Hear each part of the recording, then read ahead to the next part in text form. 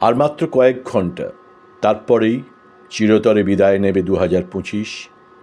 আর নতুন ইংরাজি ক্যালেন্ডারের নতুন দিন শুরু হবে 2026।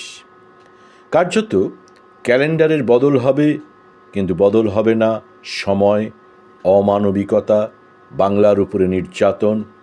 অনুপ্রবেশকারী করে জল্লাদের হাসি হাসবে তরিপাল লোকটা, দিকে দিকে অসহায় হয়ে উঠবে বাঙালি। যে বাংলা স্বাধীনতার জন্য প্রাণ দিয়েছিল, আজ তাদেরই নতি হাতে লাইনে দাঁড়াতে হচ্ছে। আর এককালের তরিপাল লোকটা জ্ঞান দিয়ে যায় কলকাতায়, আর একদল বেশরম বাঙালি হাততালি দেয়। দুর্গাপুর কি পেল? সংখ্যালঘু মুসলিম গরু ব্যবসায়ীরা ধর্মান্ধদের হাতে মার খেল। এক কলেজ ডাক্তারি পড়ুয়া মেয়ের ধর্ষণ নেই, আদর্শহীন এক নেতার রেপ পলিটিক্স দেখল দুর্গাপুর। কিন্তু নিজের দলের বিধায়কের ভাইপোর বিরুদ্ধে অভিযোগ উঠলে অন্য সুরে গলা ভাঁজলেন তিনি, সেটাও নির্বিকল্প চিত্তে উপভোগ করল দুর্গাপুর। 85 থেকে 55 সবাই আজ লাইনে দাঁড়িয়ে অপেক্ষমান। সেই 2016 থেকে অবশ্য লাইনে দাঁড়ানো অভ্যাস করে ফেলেছে মানুষ।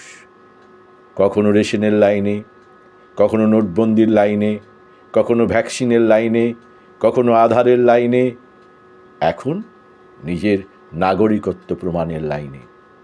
নিজের নাগরিকত্ব প্রমাণের জন্য নতি হাতে স্বাধীনতার আগে জন্ম নেওয়া 85-88 বছরের বৃদ্ধ বৃদ্ধারা আজ লাইনে দাঁড়িয়ে জ্ঞানেশ কুমার জ্ঞান দেন, বাঙালি জ্ঞান শোনে চুপচাপ লাইনে দাঁড়িয়ে।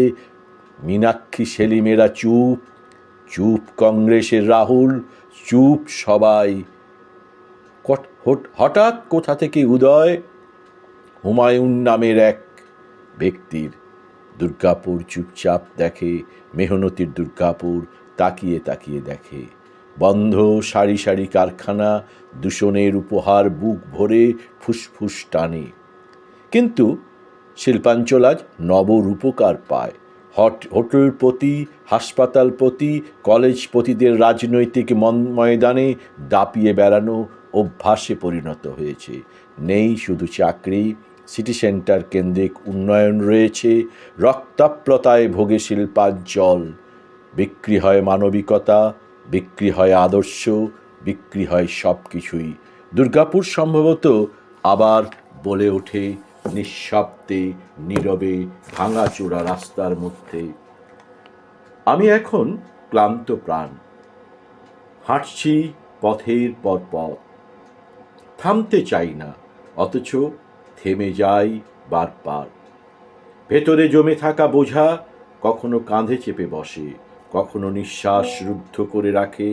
আমি চাই হালকা হতে, কিন্তু চারপাশে দাবিগুলো বারবার টেনে নিয়ে যায় তারের ভিতরে। তবুও এগিয়ে যাই, কারণ থেমে থাকলে জীবন মেনে নেবে না। ক্লান্ত হলেও চলতে হয়, হার মেনেও দাঁড়িয়ে থামতে হয়। আমি এক ক্লান্ত প্রাণ, তবুও জীবনের কাছে হেরে যাইনি, কারণ এখানে বেঁচে থাকার নামই আমাকে টেনে নিয়ে যায় সামনে। দুর্গাপুর কি সামনে এগুতে পারবে? আবার কি কারখানার ভোঁ বাজবে, নাকি ধর্মান্ধতা আর ধর্মান্ধতা গিলে খাবে দুর্গাপুর শিল্পাঞ্চলকে?